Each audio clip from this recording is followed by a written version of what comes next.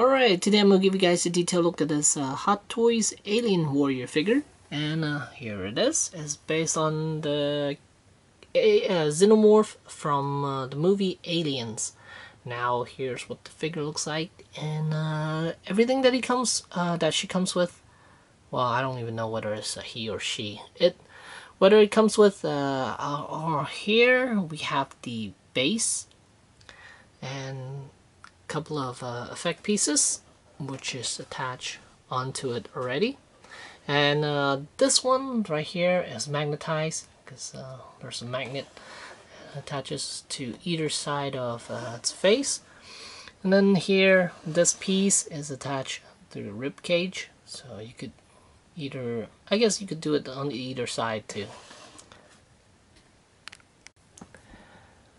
So after a long hard look, I decided to finally get myself a alien figure, a xenomorph figure. I've been hemming and hawing for quite a long time. I know these figures are basically a figure wearing a rubber suit, so I'm okay with that. Well, but initially I wasn't. That's why I never got the original alien, the alien warrior, dog alien, the pred alien, or any type of alien, any type of xenomorph, because I was really against the rubber suit thing, because with it having, with these creatures having a rubber suit on, you tend to either not get a good range of motion, or the rubber tends to deteriorate. And let's get a closer look at this xenomorph. And yeah, so seeing the promo pictures, I was pretty much expecting what this figure is gonna give me as far as range of motion, because of the rubber suit and how tight he looks and how skinny he is. I wasn't expecting him to give me any type of dynamic poses or anything like that. But even though knowing that, I'm still a bit disappointed by the articulation. I wish he would have been able to do a little bit more than what this thing is actually able to. And what this thing can actually do, it's a very, very little. Even in the instruction booklet, it tells you that the arms, you can only push it outward to about 30 degrees. That's about it. And then virtually nothing around the hips, because this thing is wearing a one-piece pants. It goes from down here all the way up to the waist, so that's all one piece. So you could imagine that you're not gonna get this creature to spread his legs apart at all, or even do any type of crouching pose or anything like that. But I was surprised that the knees, he could barely bend those knees. In the booklet, in the instruction pamphlet, says that this thing could do about 90 degrees, which I don't even see how it could do that, because I tried doing it, bending it about 45 degrees, and it kind of snaps back into this standing pose. So not sure how this thing could even do a 45 to a 90 degrees bend with its knees. And as for elbows, it's a little bit better. You could pretty much do a 90 degrees angle, like so, but it is bending the rubber suit a bit. And this rubber suit is a little harder as far as the material, and seems to be a little bit thicker than what I am used to seeing, like for Batman figures. Batman figures, they use a very, very soft, thin like material for the suit because of the articulation, but this one, it's quite a bit more rigid, and doesn't feel as flimsy as the other bat suits, the other suits, rubber suits for any type of other figures. Like even for Hulk, it kind of uses the same type of material as this, but this one feels a bit thicker, a lot thicker than the Hulk is using. And this figure doesn't come with any spare hands or even wrist pegs or anything like that.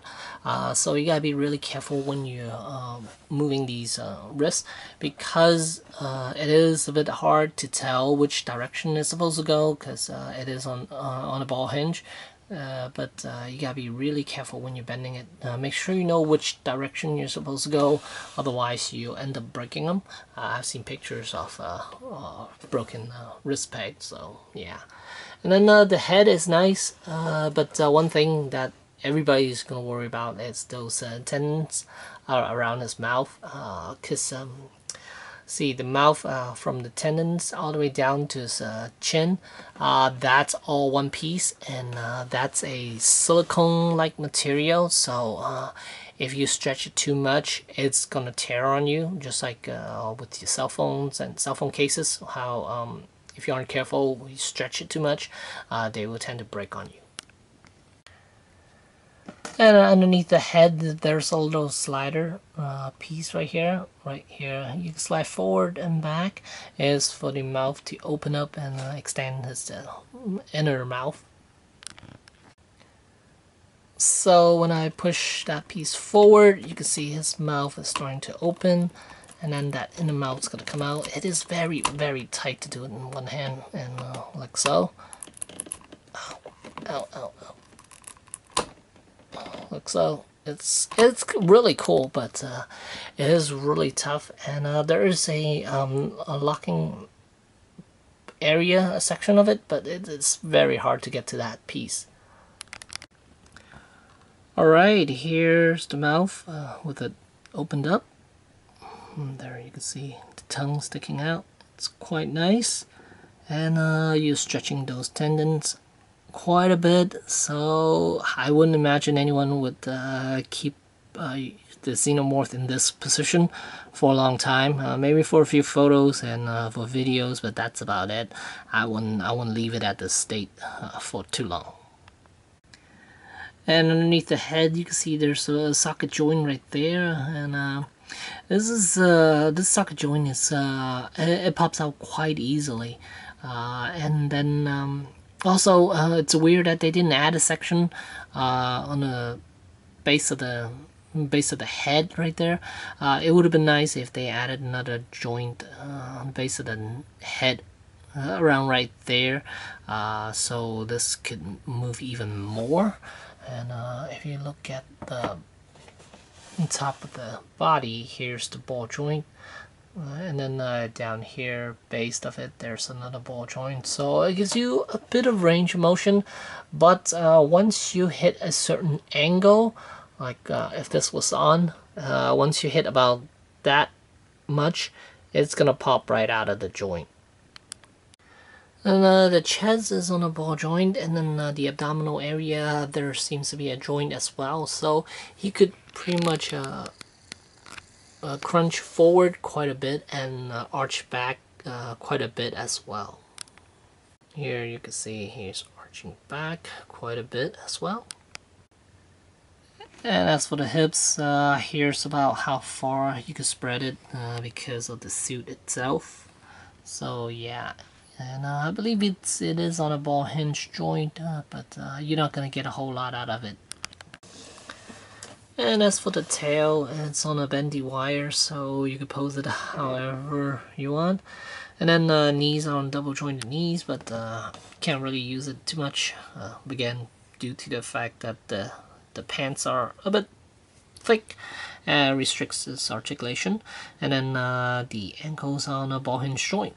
And another good look at the base. Let me take this guy off so you guys could take a look at that base.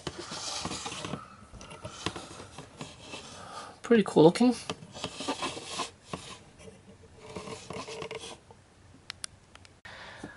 So I was looking at the shoulder section earlier and wondering why I could only give you about 30 degrees range motion when you spreading the arms out.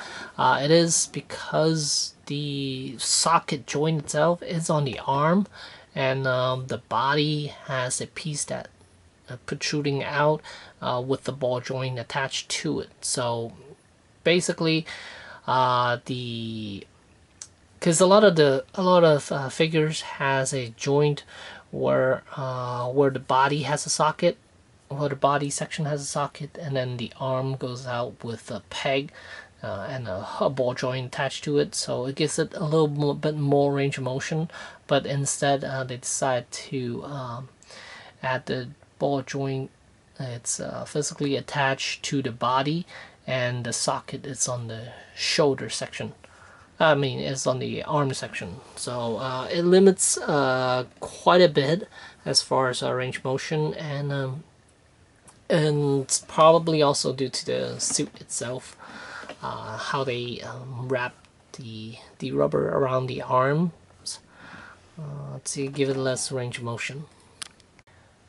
So let's get a closer look at this xenomorph. And again, this is based off of the second movie, Aliens, so it doesn't have that smooth, translucent dome on top. Instead, it's sculpted, which is still nice. Happy with it, with the design. This is from James Cameron's film. And here you can see those 4 pipes on the back of this, on the back of the creature. And then these two somewhat these two blades of some sort. This forearm,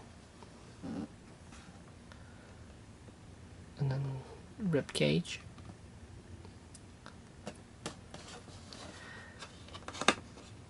It's definitely a cool looking xenomorph, what to say. And those arms.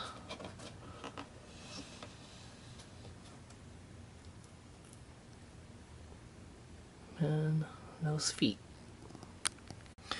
Alright, and here's a size comparison with a few figures. We have Predator on the left, this the Xenomorph in the middle, and then Stormtrooper on the right here. And as far as his height, this alien warrior, it's about 14 inches in height. Yeah. It's about 14 inches in height. The Predator, it's 13.75, so it's a little bit shorter than the Alien, which is to scale, I believe. There's the humans, about 12 inches, so yeah. Alright, and lastly, is this thing worth getting? It all depends. It depends on what you're looking for as far as a xenomorph.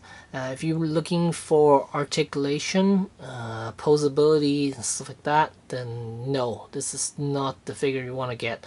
If you want to get a highly posable, highly posable figure where a xenomorph can actually crouch and do a creature-like movement, the best bet is to go with Monster Art by the SHR Monster Art.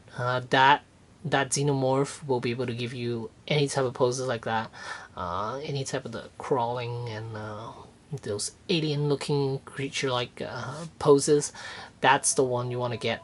And then if you want something a little bigger, because the Monster Art is about 5 inches, I think, 5 or 6 inches in height. And if you want something a little bit bigger and still good articulation, not amazing like Monster Art, I would go with NECA, because those will give you quite a lot of range of motion as well, but definitely not as good as Monster Art.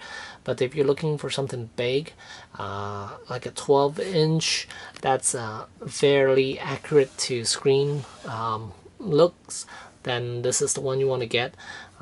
If you want to If you want something even bigger, a quarter scale, the NECA one will do, but that's very toy-like because you're gonna see all the joints and stuff like that. Same with the 7-inch NECA because you're gonna see the joints. Because if you want something that's articulated, you're gonna have to see the joints. Because otherwise, there's absolutely no way you could get it done without seeing the joints, unless you put in a rubber suit, a really thin rubber suit. But if you put in a really thin rubber suit, you'll run the risk of tearing the suit itself if you're trying to give it dynamic poses. But so it's a give and take. What you want out of your figure. Yeah, you're gonna have to sacrifice some stuff for others. But yeah, this thing, so definitely if you're looking for a museum piece just stand around to look nice, then this might be worth it. But if you're looking to pose it, really pose it, then no, this is not the piece you want to get. I just want to show off one last look at this Xenomorph. I just want to show the paint a little bit. Here you can see it is on a metallic blue-like paint with black wash all over it. It's absolutely amazing looking. But yeah, it's definitely not for everyone because the price tag is about $250. And if you're worried that you're paying this much, you're not gonna get the articulation and stuff like that, then yeah, totally not worth it. But me, I'm happy with it because I already know what to expect getting this figure, because I already seen some videos, and yeah, also had a general idea that if it's a rubber suit, you're not going to get a whole lot of poses out of it. So I'm okay with it. And if they come out with a dog alien exactly like this, I still probably would get it at this price, because dog alien is my favorite. And big chap, if they do another big chap, I'll have to think about that. I'm not sure. But if they do a dog alien that's exactly like this, I will still get it. So there you go. There's the Hot Toys Alien Warrior. Thanks for watching.